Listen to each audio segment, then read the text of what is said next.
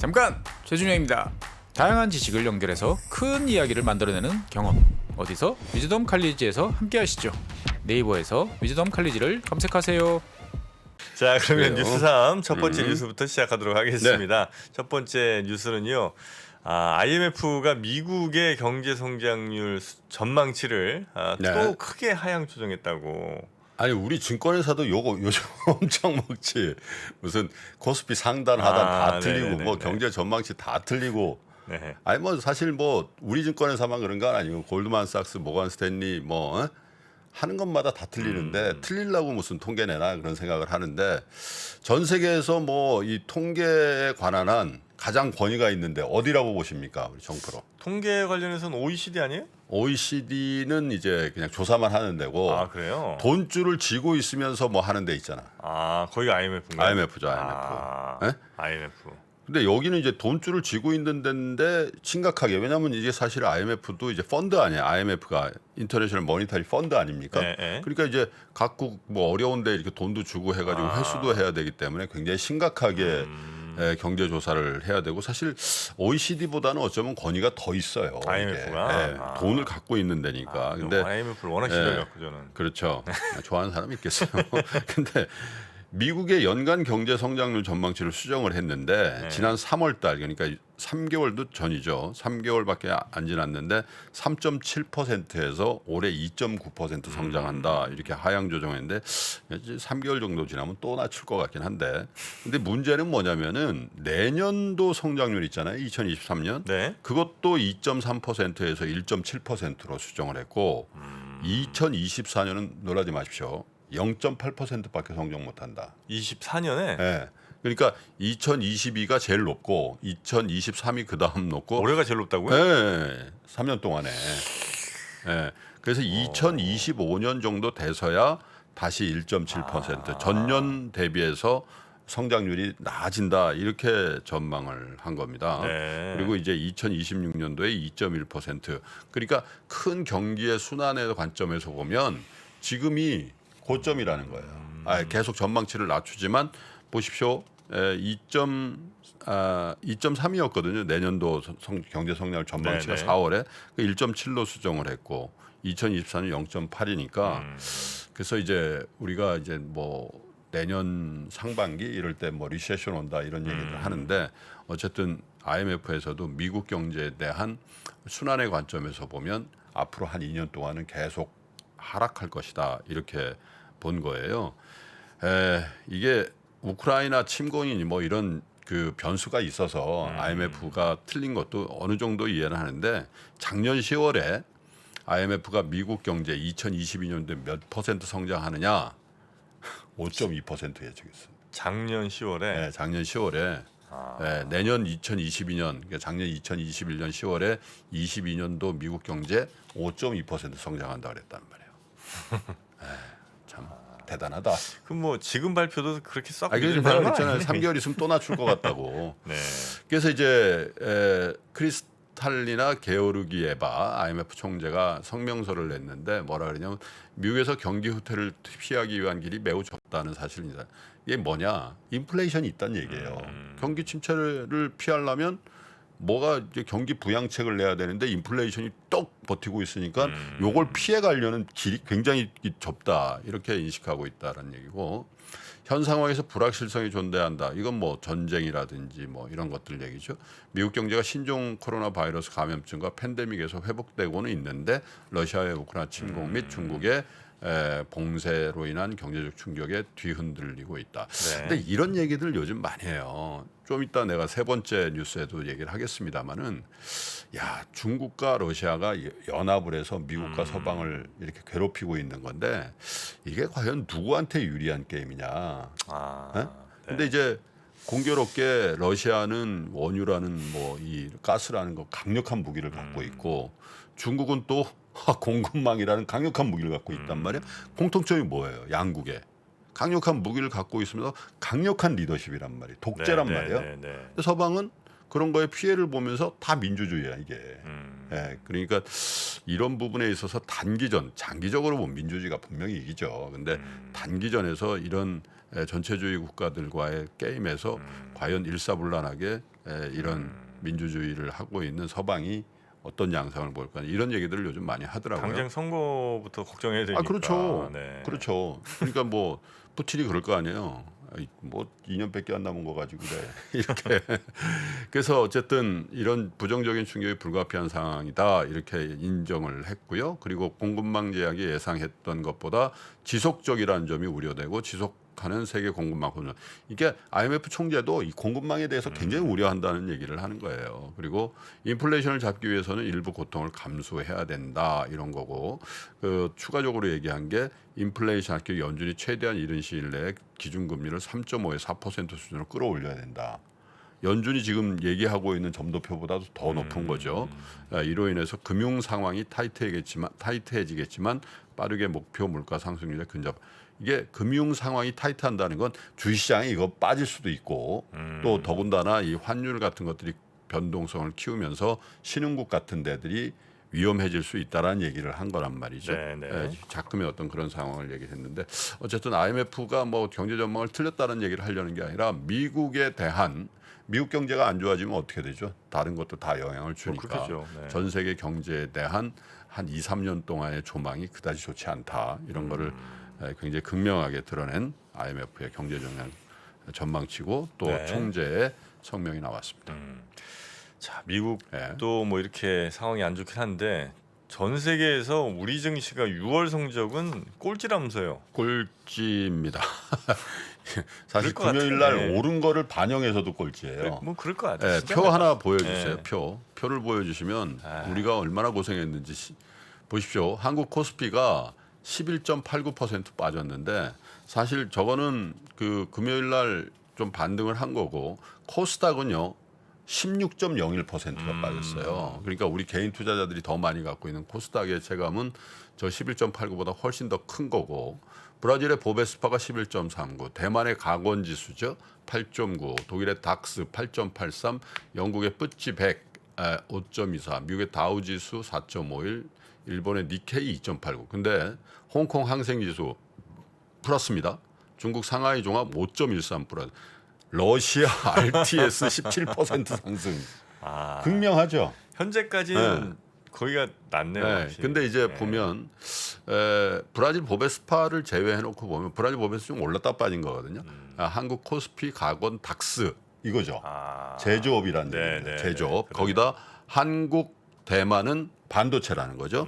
지금 그래서 우리 그 낙폭이 세계 1위라는 거를 이제 분석을 해보면 IT 업종의 실적이 추락할 것이라는 우려, 그죠? 삼성전자가요 올해 이번 달 들어서만 13.35%가 빠졌어요.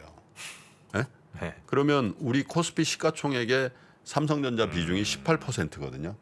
그러니까 뭐 삼성전자가 주도한 하락이었다고 하고 이 사이에 삼성전자 한 종목만 53조 원의 시가총액 증발했습니다.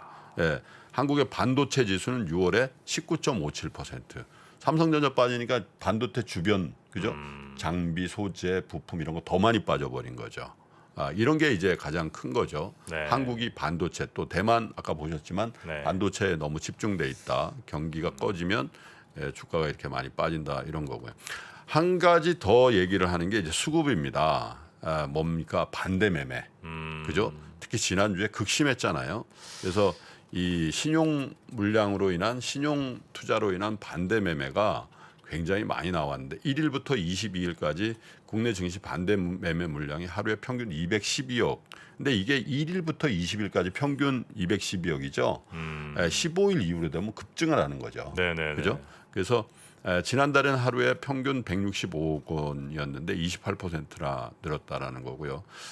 신용거래 융자 잔액이 23일 기준으로 19조 2,161억인데 올해 들어서 가장 낮아요. 왜냐하면 반대매매 나가가지고, 그죠? 여기다가 이제 외국인의 이제 공매도 6월 일평균 공매도 거래되면 5,005억이라는 겁니다. 그래서 지난달에 비해서 227일 하락장에서 더 세게 쳤다는 거죠. 당연히 외국인입니다. 외국인이 76.2% 공매도 거래됩니다. 이건 어떻게 뭘 해도 안 바뀌어요. 그잖아요. 그래서 이제 이런 이제 두 가지 측면, 수급상에 꼬여 있는 거, 개인의 어떤 반대 매매, 또 외국인의 공매도, 그리고 반도체 쪽에 하락세 이런 거인데 결국은 이 부진한 경기의 전망, 그렇죠? 이런 것들이 이제 한국 주식을 더 많이 뺐는데 토요일 날 아니죠, 어제죠. 어제도 이렇게 남산을 걷는데 어떤 그 50대 부부분들하고 마주쳐서 아마 이 시간에 보고 계실 때 매일 보신다 하더라고. 저보고 그러더라고. 김프로님 그 얘기 좀 해줘요. 그 공매도 그 얘기를 하시던데. 공매도 금지 좀 시켜라. 그걸 이제 제도 개선을 해야 된다. 뭐 이런 말씀을 하시던데 뭐 여러 가지 고려점이 있죠. 근데 이제 이 공매도도 공매도인데 이 신용에 대한 반대 매매 제도는 좀 들여다봐야 될 것 같아요. 왜냐하면 조금 길게 대출을 일으키는 거는 뭐 어쩔 수 없다 하더라도 네네. 그게 딱 가격이 딱 되면 터치다운 하는 식으로 반대 매매가 그냥 나가야 돼요. 그러면 바쁜 분들이 또 이렇게 뭐 돈을 못 구해서 하고 그래서 그 시장이 그걸로 인해서 더 그래서 금융감독원에서도 금감원에서도 그 금융위원회 김소영 부위원장도 지난주에 세미나에서 이런 반대 매매 같은 제도들 이런 것들 한번 들여다본다 뭐 이런 얘기들도 하고 했는데 제도적으로 너무 단계 특히 미수 같은 것들 있잖아요. 미수는 아시죠? 미수. 네, 2.5배 질러가지고 거래 그건 3일 안인가 뭐 이렇게 해야 되는 거죠.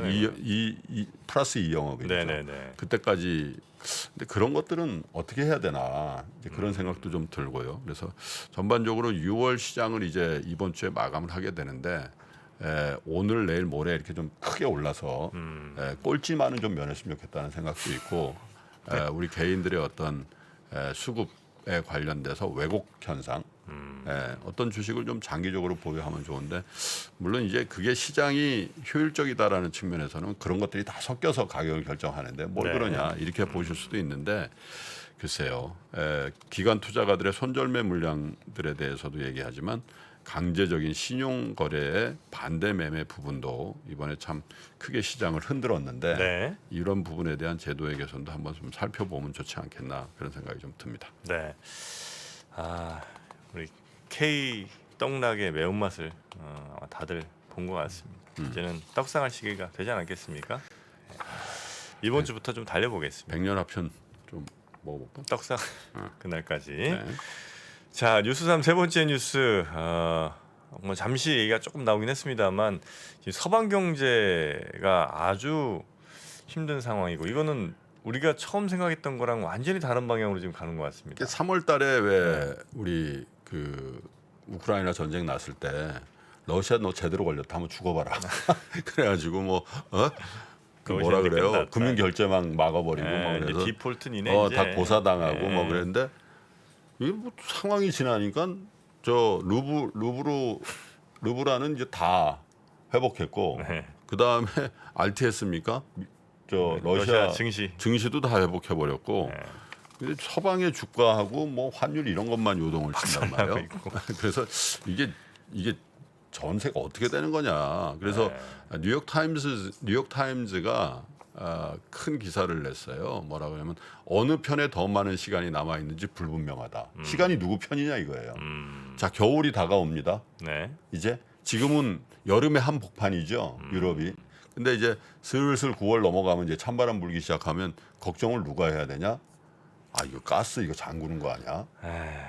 그래서 지금은 이렇게 연대를 해가지고 뭘 하고 있는데 실제로 그게 될까 이런 이제 걱정들이 나오는 거예요. 왜냐하면 푸틴은 국제유가가 120달러 뭐 100달러 이상해서 계속 중국에 좀 싸게 주고 인도 주고 뭐 이러면서 그리고 실제로 지난번에도 말씀드렸지만 이게 배로 실러 나르는 것만 지금 90% 금수로 하는 거지 송유관으로 하는 거는 그것 하지도 않는 거고 가스는 또 건드리지도 못하고 있는 거거든요.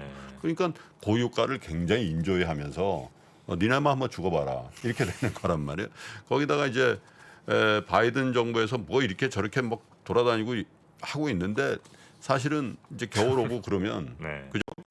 프랑스 미테랑 저 뭡니까 그 마크롱 백석을 잃어버리잖아요. 선거에서. 그건 뭐냐? 뭐 정의가 어쩌고 해서 우크라이나 갔다 왔다 하는데, 우리는 인플레이션 때문에 죽겠다. 여당이 그냥 야당이 되어버리 여소야대 되어버리는 그런 것들을 보니까 정치인들이 야 이게 우리가 저렇게만 해가지고 되겠나 이런 이제 얘기들을 할 수밖에 없는 그런 상황이 돼서 국제유가 급등인 상태에서 러시아의 석유 수출액이 아이러니하게 역대 최고 수준, 그죠? 예, 한때 추락했던 루브라 가치가 7년 내 최고 수준. 돈줄 끊는다며 안 끊긴다 이거예요. 이게 그래서 거기다가 이제 전황이 초기까지 졸전을 거듭하던 러시아 이쪽에서 대체로 전세가 지금 거의 이제 그렇게 되는 잡혀가고 있고, 잡혀가고 있고 그래서 전반적으로 보면 러시아 우크라이나 전쟁의 어떤 계산법이 초기하고는 완전히 틀린 방향으로 간다. 뭐 그때 처음에 시작할 때는 야 이건 겨울 끝나가니까 이제 2, 3주 안에 러시아 못하면 아주 불리할 거라고 그죠? 했는데 완전히 반대로 가고 있어요. 그래서 국제금융협회 IIF라는 데가 있거든요. 엘리나 리바코바라는 이제 애널리스트가 트위터에 뭐라고 했냐면 러시아 금융 체계는 몇 주간 심한 예금 인출을 겪은 뒤 평소처럼 영업이 되고 있다. 러시아의 자금줄을 몇 주만 끌어도 전쟁이 끝날 거란 생각은 순진했던 것 같다. 이렇게 얘기를 했단 말이죠. 자, 두 가지입니다. 에너지와 곡물 두 가지를 다. 그래서 치밀하게 계산돼 있던 거고 중국은 이제 그 지난주에도 시진핑이 이제 얘기를 했지만 제재 이거 서방의 일방적인 거다.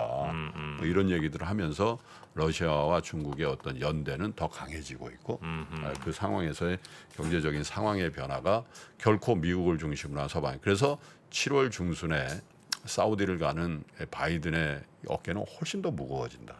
그러면 당연히 빈살만을 비롯해서 중동의 어떤 그 리더십들은 꽃놀이패를 친 거죠. 그래서 이걸 어떻게 타개하느냐에 따라서 상당히 다른 양상이 보여질 수도 있고 시간이 가면 갈수록 조금은 우리 예상과는 달라지는 그래서 이런 상황이 좀 장기화될 수 있다라는 그런 걱정들을 하는 것 같습니다. 제가 아침 방송에 이프로치님이라는 분이 이건 뭔 일입니까? 아마 러시아 투자하셨나 봐요. RTS? 혼자 버신 거 RTS 투자 못할 텐데. 아 그런가요?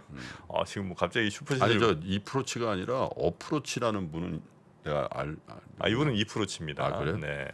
자, 하여튼 뭐 잘 쓰겠습니다만 좀 이따 그거 잘못된 거라고 그 문자를 주지 마십시오. 이걸 환불 안 됩니다. 자 그러면 저희는 잠시 광고 듣고 와서요. 바로 박병창 부장님 만나러 가겠습니다. 이게 지금 현재 제가 운영하고 있는 포트폴리오입니다. 그렇지만 진짜 낭만은 무엇인가? 수익을 내는 것만이 낭만일까요? 가진 자가 잃지 않고 지키기 위한 전략이다. 단순히 실적이 잘 나오고 있는 문제가 아니라 본인이 정말 자신 있는 종목에 저희가 선정하신 분은 저희가 지난주 했었던 실습 미션의 혜택이 공개가 됩니다. 추가 합격자 중 한 명은